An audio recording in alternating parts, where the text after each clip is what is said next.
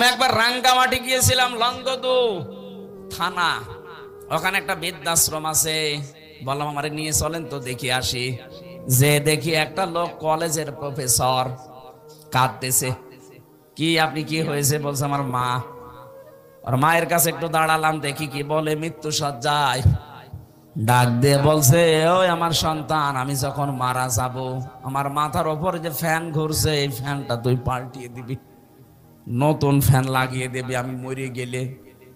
ছেলে কৌতূহল নিয়ে বলছে, মা তুমি তো মরেই যাবে, মরে গেলে আবার ফ্যান কি হবে? মা বলছে দরকার আছে, কারণ তুই আমার সাথে যা করলি আমার মন ডেকে বলছে তোর সন্তানও তোকে এখানে কিছুদিন পরে রেখে যাবে। কথা বলেন না কেন? গতকালকে পেপারে এসেছে ঢাকা বিশ্ববিদ্যালয়ের একজন অধ্যাপক, দুইটা ছেলে, একটা মেয়ে, একটা আমেরিকায় থাকে, একটা লন্ডনে থাকে, আর একটা অস্ট্রেলিয়ায় থাকে। তিনজনই প্রতিষ্ঠিত। ওর বউ মারা গেছে। ওই তিন ভাই বোন মিলে সিদ্ধান্ত নিয়ে বাবাকে রেখে গেছে বৃদ্ধাশ্রমে। অথচ তো সে নিজে বলছে আমার ঢাকায় ফ্ল্যাট ছিল তিনটা। আমার বড় ছেলে চালাকি করে ফ্ল্যাট গুলো সব লিখে তার নিজের অ্যাকাউন্টে টাকা নিয়ে নিয়েছে। আজ আমার যেহেতু কিছু নেই, মেয়েটা আছে অস্ট্রেলিয়ায়, আর ছেলে দুইটা কেউ লন্ডনে কেউ আমেরিকায়। তাদের অভাব নেই, কিন্তু এই মানুষগুলোর পাশে একটা ঘর আমার জন্য হয়নি যে একটা রুমে আমি থাকবো। যেই কয়টা ছেলে আর মেয়ে এরা আমাকে এদের বর কারণে শেষ পর্যন্ত এই বৃদ্ধাশ্রমে রেখে গেছে। 3 বছর পরে পরে নাকি একটা চিঠি লিখে বাবার কাছে। অথচ লোকটা ঢাকা বিশ্ববিদ্যালয়ের শিক্ষক ছিল। অনে দেখলাম কথা বলতে বলতে মরে গেল। এই লোকটা হাও মাও করে কাঁদছে। আমারে বলছো, হুজুর আপনি দাঁড়িয়ে আছেন দেখলেন, আপনি আমার উপরে আবার খারাপ ধারণা করেন না। এ দোষ আমার না, এই দোষ আমার বোর।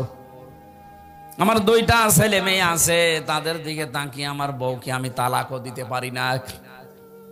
আজ 3 মাস আগে আমি এখানে রেখে গিয়েছিলাম আমার মাকে। তারে নিয়ে বড় ঝামেলায় পড়েছিলাম। বারবার আমার বউ আমার তাকিদ দেয় যে এই বুড়ি যদি থাকে আমি তোমার ভাত আর খাবো না। কি করবো? ছেলে মেয়ের দিকে তাকিয়ে বাধ্য হয়ে মাকে রেখে গিয়েছিলাম এখানে। বাবা আমার ওই ছোটবেলায় মারা গেছে। আমি একটা কলেজের অধ্যাপক, অথচ এখন কি হয়ে গেল দুনিয়া থেকে আমার আর নাম ধরে ডাকার মতো কেউ নেই। বগুড়াবাসী, আমি শুধু আবেগ নিয়ে বলছি তা না, আমি বাস্তবে দেখতে পাচ্ছি। রাঙ্গামাটি লংগদু থানার এই যে মাটা মারা গেল, কলেজের অধ্যাপক, এখানে বহু মানুষ ঠিক তার পরিবারের কাছে ওই রকমই। একটা বাবা 8টা 10টা 16 17 20 22 25টা ছেলে মেয়ে আমি দেখেছি। 25টা ছেলে মেয়েকে বাবা মানুষ করতে পারছে এক হাতে এক কাঁধে তুলে নিয়ে। অথচ 25টা ছেলে মেয়ে মিলেও একটা বাবা আর মাকে খাবার দিতে পারে না। শেষ পর্যন্ত 15 দিন বা 1 মাস করে পালাপালি করে নেয়।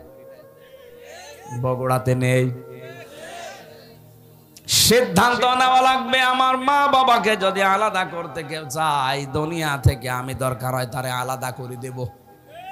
সম্মানিতা মা বোনেরা, আমি নিজে স্বামী, আল্লাহর কসম করে বলছি, আমি সহ যত স্বামী এখানে বসে আছে, কোন স্বামী কিন্তু মন থেকে চাই না যে আমার বিয়ের পরে আমার মা বাবা আলাদা হয়ে যাক। না, আমি যা খাবো আমার মা বাবা তাই খাক। আমি না খেয়ে থাকলে ওরা না খেয়ে থাক, তাও আমার সাথে থাক।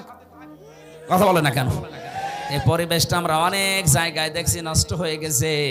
বিয়ে করার কিছুদিন পরেই সন্তান আর পেরে ওঠে না, শেষ পর্যন্ত এই মা বাবাকে হয় আলাদা করে দেয়, নাই বৃদ্ধাশ্রমে দিয়ে দেয়। কথা বলেন ঠিক কিনা? এই ছেলেটার পেছনে যে সবচাইতে বেশি ভূমিকা পালন করেছে এটা তার বউ। আর এই বউকে কোট বুদ্ধি দেয় ওখান থেকে এই বউর মা আর ওর বড় বোন। ওখান থেকে খালি ইনজেকশন পাঠায়, ওই আর কতদিন থাকবে একসাথে, আলাদা হয়ে যা, আরামে খেতে পারবি। আমি কি বেশি বলে ফেললাম?